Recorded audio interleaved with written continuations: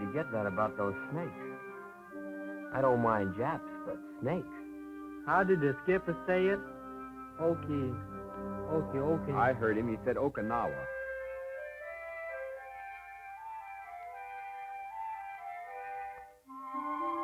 Country around Frisco. Yeah, but the people look like Japs. Frisco? They don't like it up in San Francisco when you call it Frisco. Spent my honeymoon up there. Drove up from L.A. Made it in 8 hours. 400 miles. 8 hours? What was holding you back? I used to make it from Buffalo to New York in 6 flats. That's 370 miles with hills. 370 miles. Why, right here, we're closer to Japan than that. We're just 325 miles from their home office. 325 miles. You heard him. That's what the old man said. 325 miles. From Milwaukee to St. Louis. I always felt pretty safe in St. Louis.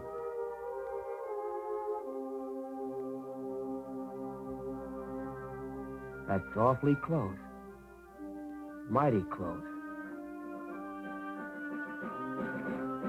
Yes, mighty close. Especially for a modern bomber with a job to do. About an hour's run from any number of Jap airfields. But here we were, closer than any fleet in history to a major land-based air power.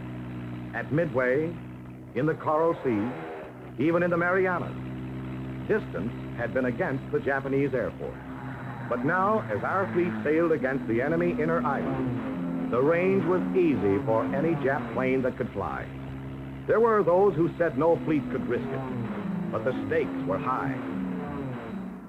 With Okinawa in our hands, we could control the China coast, send swarms of planes to smother Japan.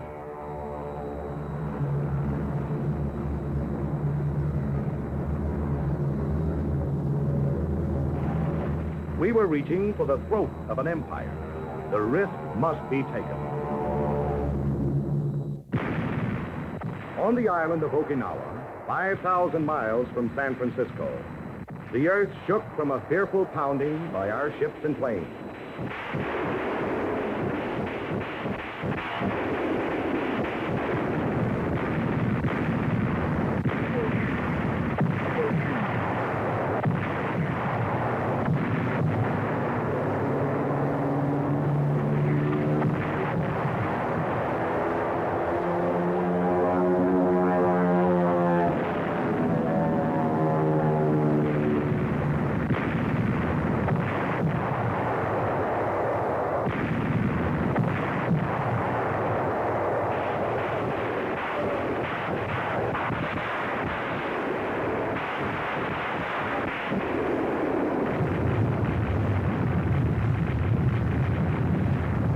To the south, our British allies were hurling their naval might at the bypassed fortress of Formosa.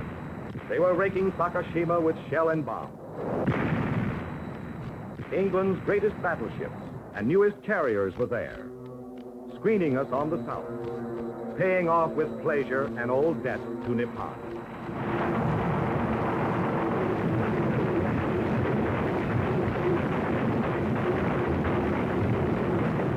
On the northern flank, Admiral Mark A. Mitcher's tireless Task Force 58 stepped up its 2-week-old aerial assault on Kyushu and the enemy home island.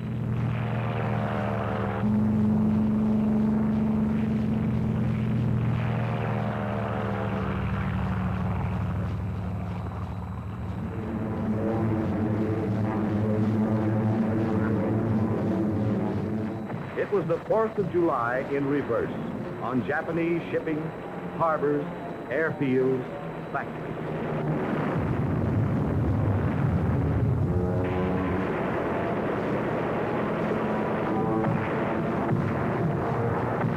There's a Jap carrier in trouble.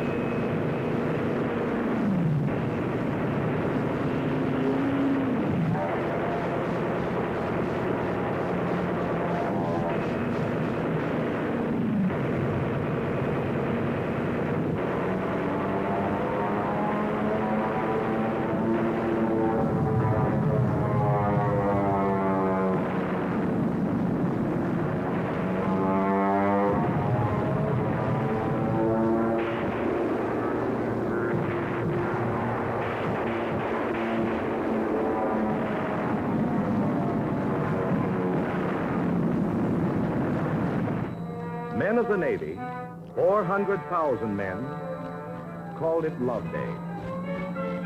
Elsewhere in the world, it was Easter Sunday, 1945. At 8:30 that morning, the Marines and the Army went in.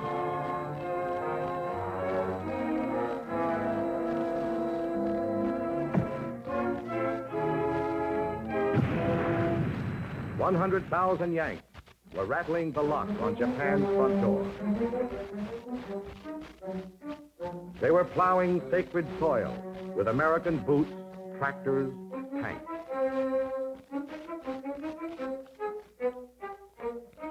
The first 7 days were battling, mysteriously quiet.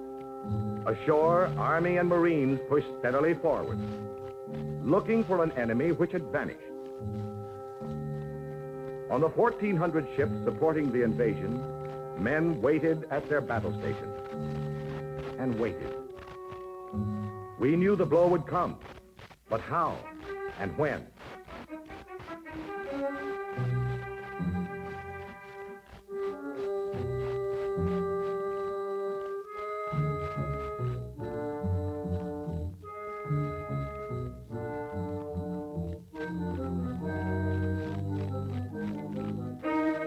Then it struck.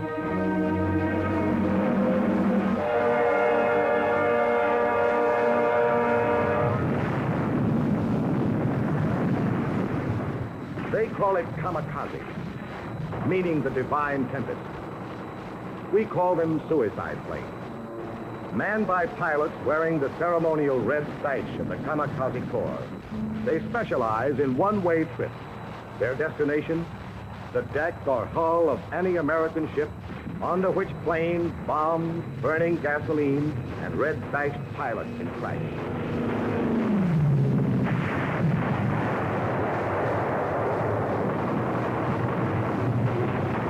Japan's secret weapon was no secret to our gunners or our flyers, who for months had been tinting the far Pacific with those same red sashes. But now, to meet our latest challenge, our deepest thrust, there rose every plane that could fly, new or old, from the very heart of Japan itself.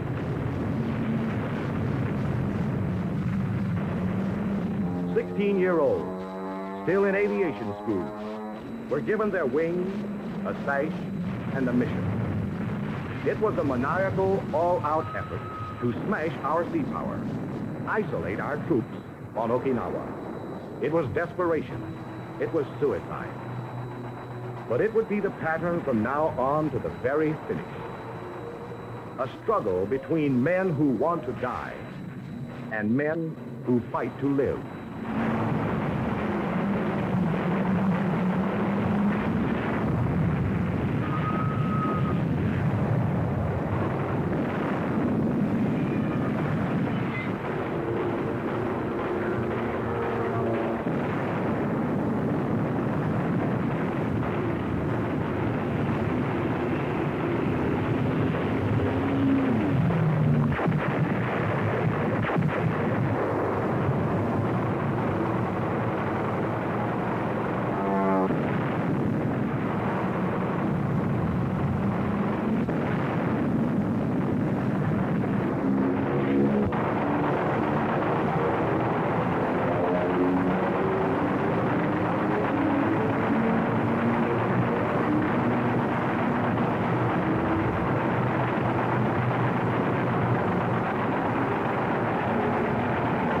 He's hit, but he's still heading for the target.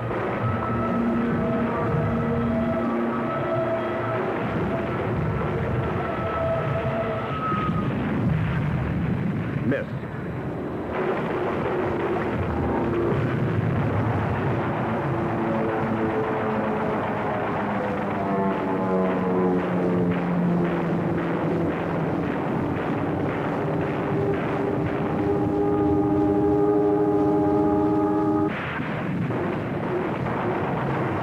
Night it went on.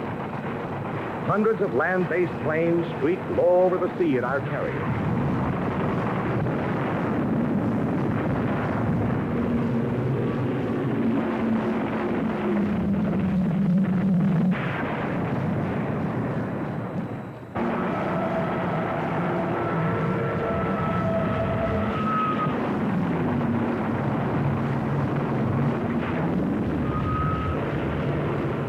drove out of the dawn, raced through dull overcast to throw themselves in screaming, smoking fury at Admiral Richmond Kelly Turner's ships off Okinawa.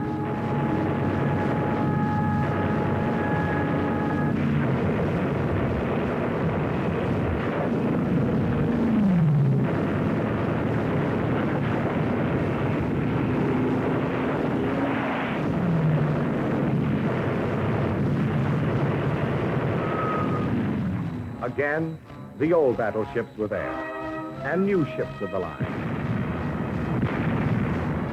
And a rugged little man named Ernie Pyle. There was no retreat. This was the fleet that came to stay, that had to stay.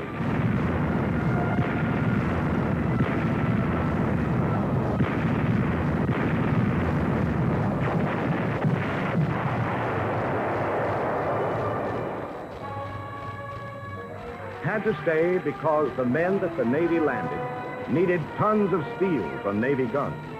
Even as we beat off fresh waves of Jap planes overhead, the big guns of the fleet smashed enemy strongholds miles away.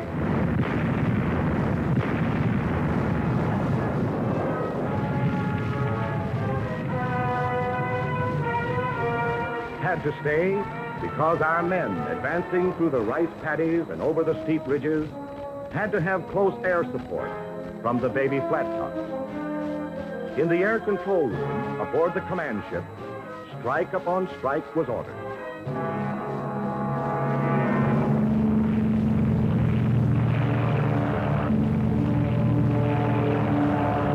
Then the Navy and Marine flyers laid down precise, deadly rocket fire to help make the next 50 yards of advance less costly.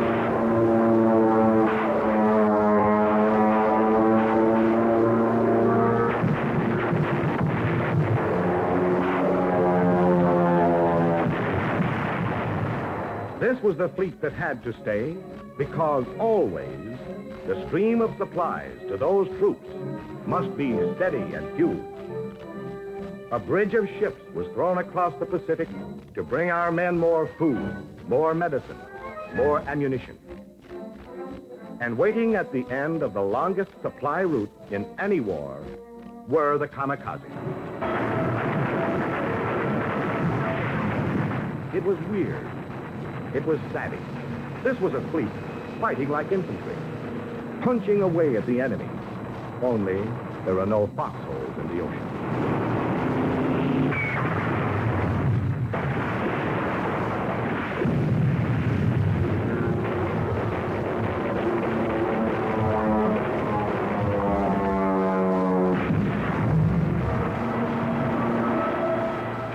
March 18th to the 21st, 556 Japanese planes destroyed.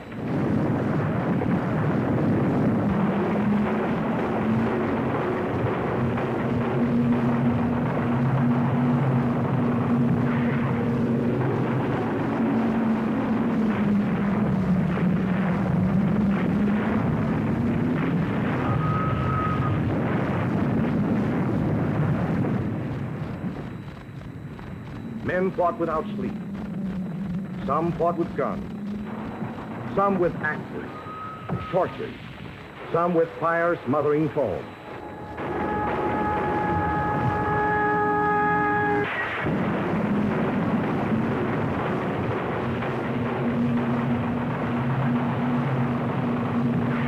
It was fix and fight at the same time.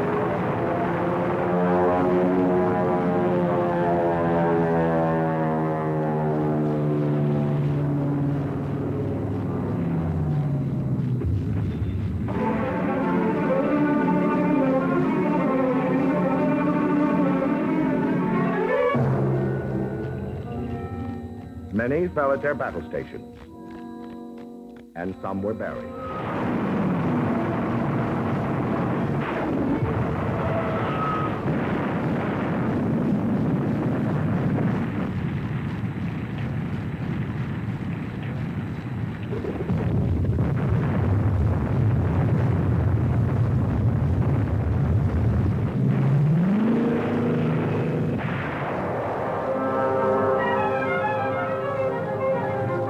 Don't give up the ship became more than a schoolbook legend. It became a fact of life.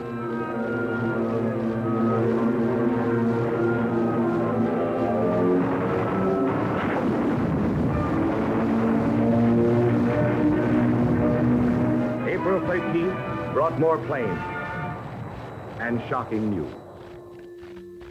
Between attacks, weary men, afloat and ashore, paid honor to the beloved figure in the blue Navy cloak, said farewell to the father of the modern American Navy.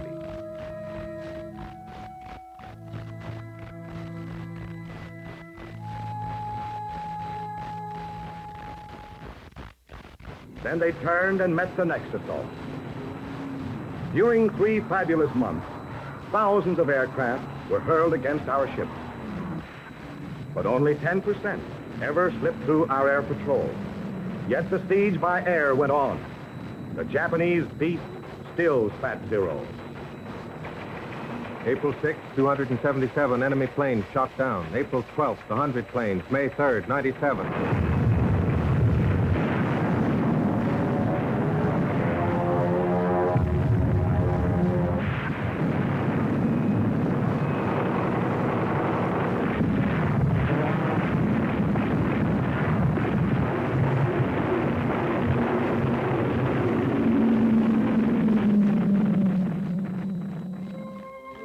In the early gray hours of the morning watch on May 9th, the great news came.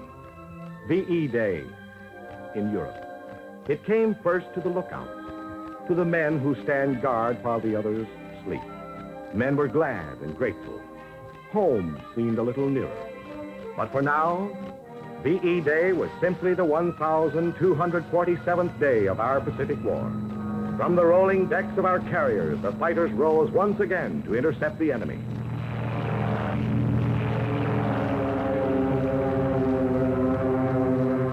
On the cruisers and destroyers and battleships, our heavy batteries once more leveled against the Jap-studded hills of Okinawa. The barking 20s and 40s sent streams of fiery lead into the world's last alien sky. May 12th, 164 Jap aircraft down. June 3rd, 45. June 6th, 67. June 8th, 30.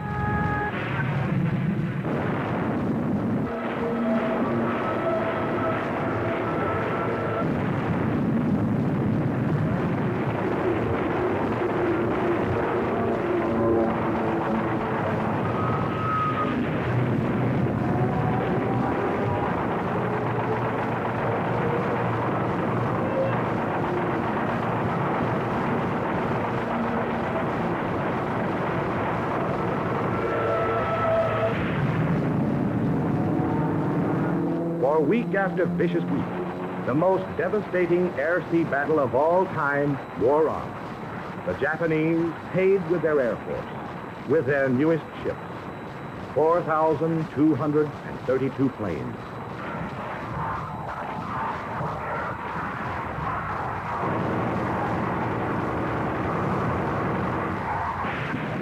The fleet that came to stay paid a price too.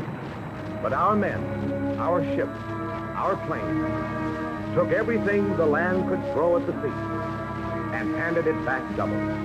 The question, could a fleet stand up against the massed fury of land-based planes, got an emphatic answer from the men who fight to live, from the fleet that came to stay.